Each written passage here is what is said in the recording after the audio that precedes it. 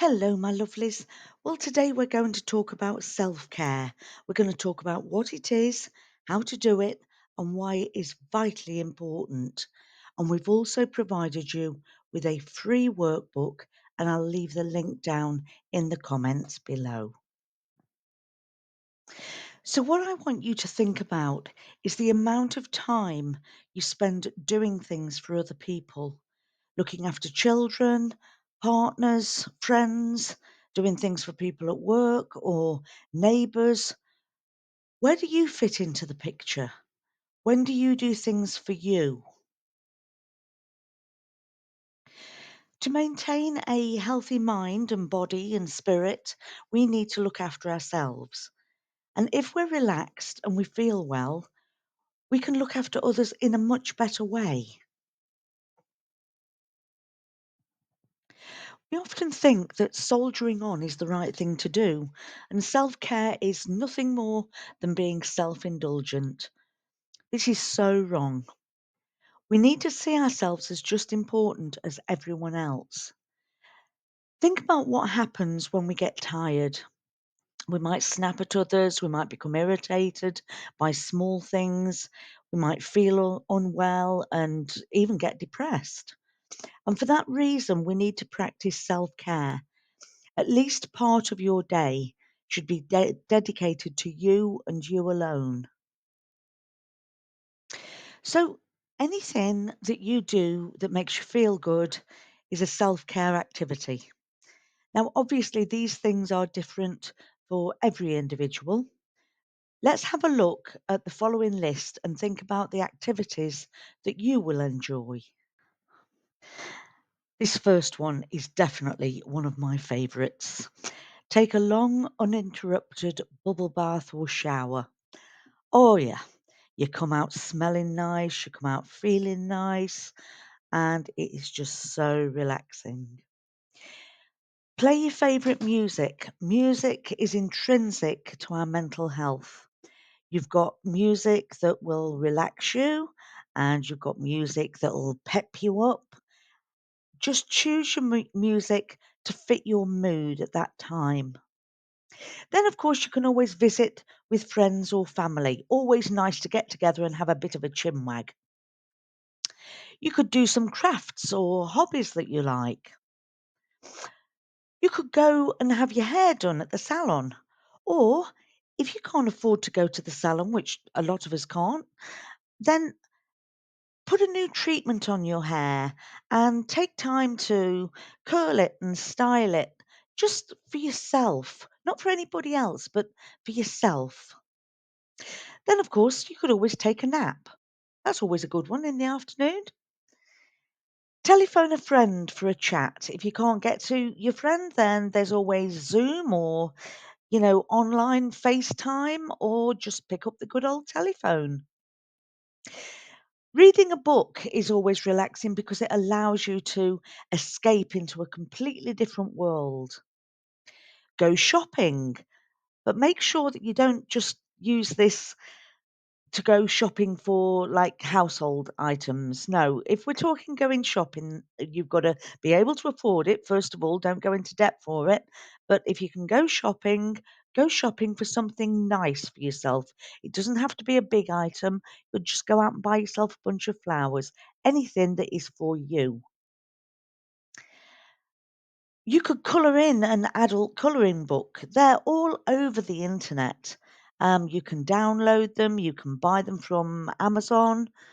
And it's really, really nice just to get in touch with that inner child. Remember, we used to sit and colouring books. Well, now we've got adult ones, which were a little bit more complicated, a little bit more detailed, but they allow you to focus on something that is not part of your normal everyday routine.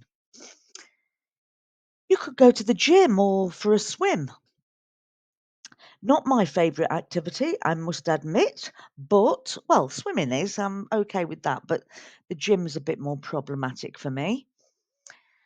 Visit a place that's in a natural environment like the beach or the park. Go for a walk in the woods. Go and have a coffee at your favourite cafe. Just people watch. Just sit there for half an hour with a really nice coffee and just watch the world go by. You could binge watch a TV series. There's lots and lots on. You can just stream them for free. Dance in the kitchen as though nobody's watching. Dance to your favourite music. Go on, get out there. It's great because we get moving. We're listening to music. It's fantastic. Granted, don't do it when you've got guests because they'll think you're peculiar. But, when you're on your own, just get those moves going. Listen to a motivational podcast. Lots and lots of them are on YouTube. Plant something and watch it grow. Tending a garden, even if it's only a small garden or a small tub, that's wonderful. It gets us into touch with nature. It reminds us how things grow and develop, just as you're growing and developing. Maybe you could plan a holiday or a day trip, even if you can't actually afford to go. Just have a browse to see what's out there, because that could be one of your saving goals. And then simply you could just play with your pet, your little puppy or your pussycat or your gerbil, whatever you've got. Because we know that being in contact with pets is a real stress buster. So if you like any of these kind of things, put them in your to do list. But you might have ideas of your own, and that's fine too. Now, your environment is really, really important. And in your home, you should have an area that is your safe space, it's your go to area. This area should be designed by you for your particular taste. It should have ornaments and plants that you like in colours that you find pleasing.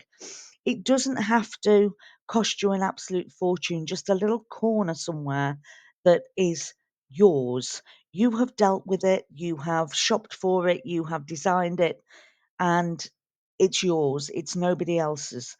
If you have got the advantage of a totally separate room for you to retire to, then all well and good.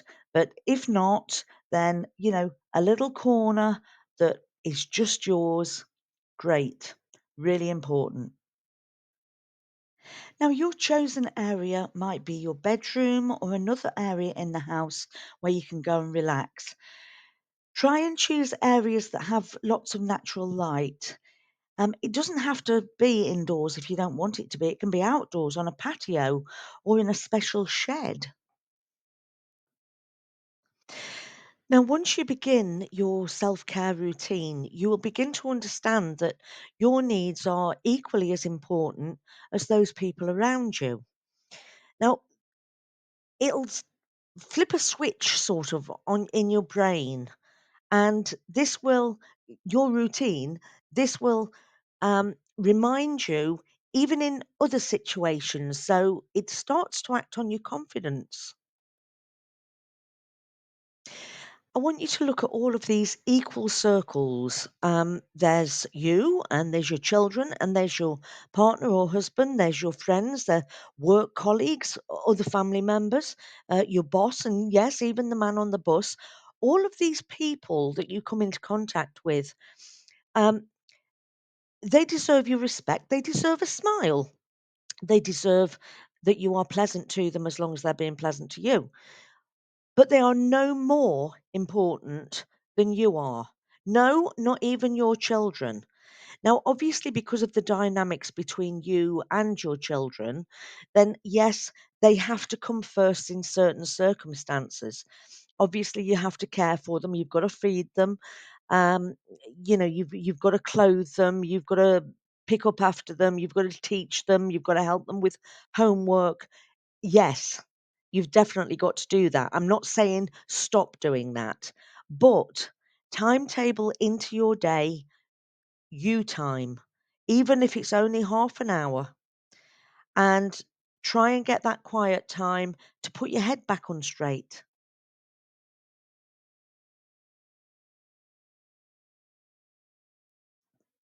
Now, By recognizing and accepting that you and your needs are just as important as other people, it's a powerful tool in improving your self confidence.